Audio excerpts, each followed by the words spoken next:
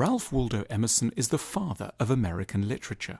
In a series of strikingly original essays written in the mid-19th century, he fundamentally changed the way that America saw its cultural and artistic possibilities, and he enabled a separation from transatlantic literary traditions. "We have listened too long," he wrote, "to the courtly muses of Europe." Emerson's ejection of cultural traditions brought about what one contemporary called America's intellectual declaration of independence, and he established generational conflict and transformation as commanding ideas in American literature. Emerson himself hardly seemed destined to fit a revolutionary mold.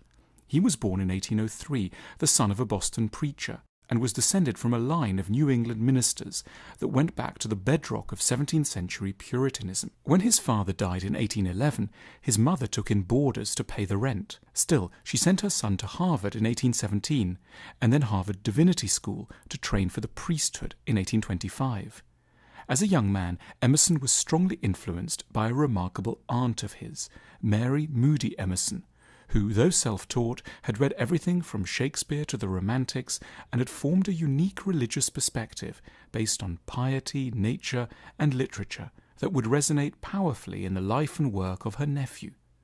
So when Emerson was ordained in 1829, marrying the love of his life Ellen Tucker in the same year, he was already unsatisfied with the formal nature of New England religious orthodoxy. When Ellen died of tuberculosis just 2 years later, he resigned from the church and soon after embarked on a trip to Europe, leaving on Christmas Day 1832. Two crucial things happened to Emerson on that tour of Europe. In Paris, he went to the famous Jardin des Plantes, a botanical and zoological garden. There he had an epiphany, writing in his journal that, "I feel the centipede in me, the cayman, carp, eagle, and fox. I am moved by strange sympathies. I say continually, I will be a naturalist." Emerson's insight was that nature is in us, a part of us, and not just its higher forms, but in all its grotesquerie and wildness. The second thing that happened on that tour was that Emerson met the English Romantic poets Samuel Taylor Coleridge and William Wordsworth, and found them rather ordinary, dry, and conservative men. The insight that Emerson drew from this was that if great men could be so ordinary, why should not ordinary men be great? As he would write a few years later, meek young men grow up in libraries, believing it their duty to accept the views which Cicero, Locke, Bacon have given, forgetful that Cicero, Locke, and Bacon were only young men in libraries when they wrote these books. Emerson had found two ideas that would guide his life's work: that man and nature are one, and that everyone can recognize that they are a uniquely significant human being. On his return to America in 1833, Emerson became a professional lecturer, giving talks on natural history and literature in halls around New England. He remarried and had several children, presenting a stolid bourgeois appearance to the world. But his inner life was full of turbulence and originality. In his 1836 essay, Nature, Emerson outlined the germ of a new philosophy. A key element of this was the importance of American originality. In its opening lines, Emerson wrote, "Our age is retrospective. It builds the sepulchres of the fathers. It writes biographies, histories, and criticism. The foregoing generations beheld God and nature face to face, we through their eyes. Why should not we also enjoy an original relation to the universe?"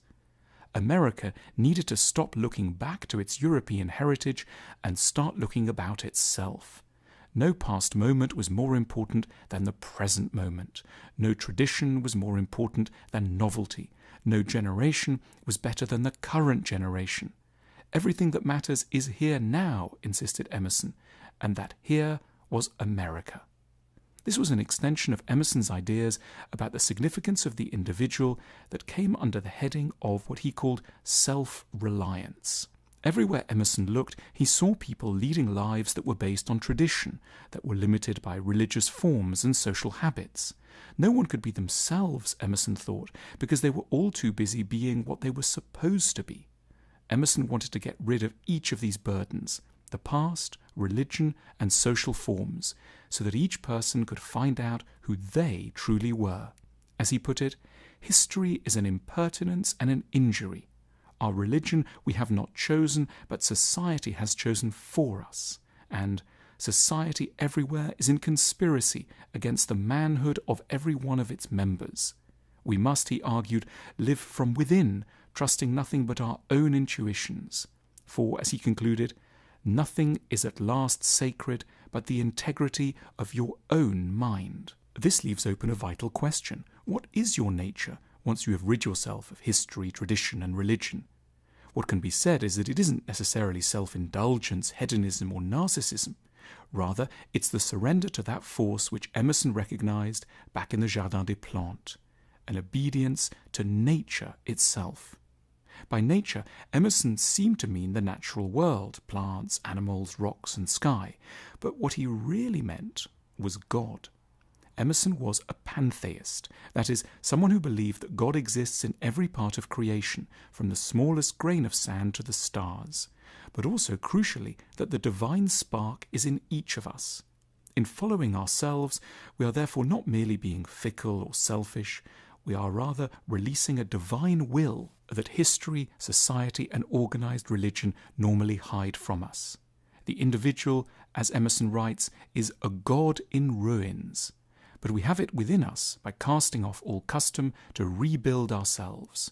Emerson makes this pantheist connection explicit in what are perhaps his most famous lines. Crossing a bare common in snow puddles at twilight under a clouded sky, without having in my thoughts any occurrence of special good fortune, I have enjoyed a perfect exhilaration.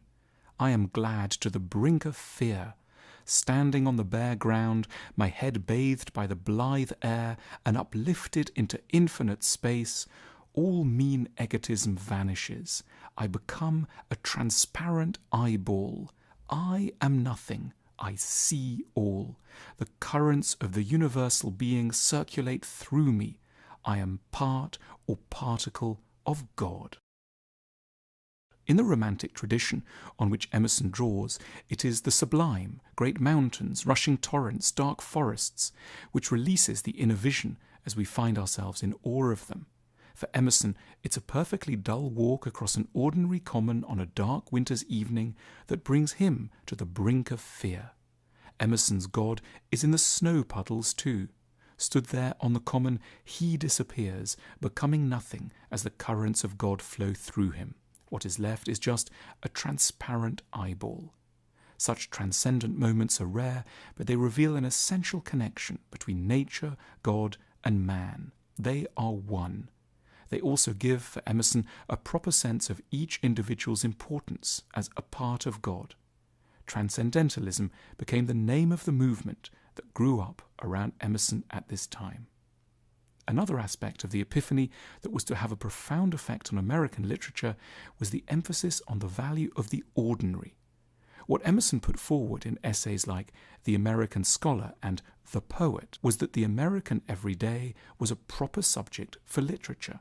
This was because for Emerson, the transcendentalist God is everywhere, and it's the poet's job to reveal this. There is no object, he wrote, so foul that intense light will not make it beautiful. Even the corpse has its own beauty.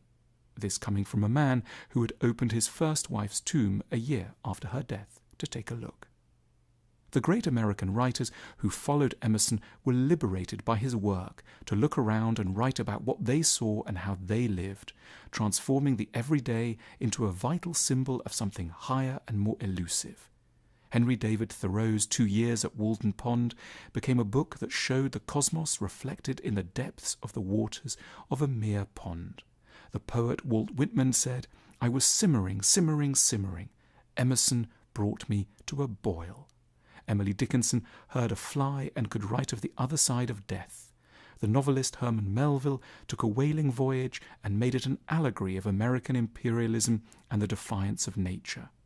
In the 20th century, the American critic Harold Bloom looked back at Emerson's originality and saw in it the origin of the strong tradition of American poets.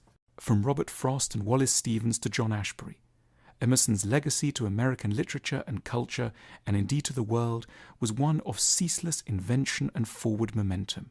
As he put it, "I unsettle all things. No facts are to me sacred, none are profane. I simply experiment, an endless seeker with no past at my back."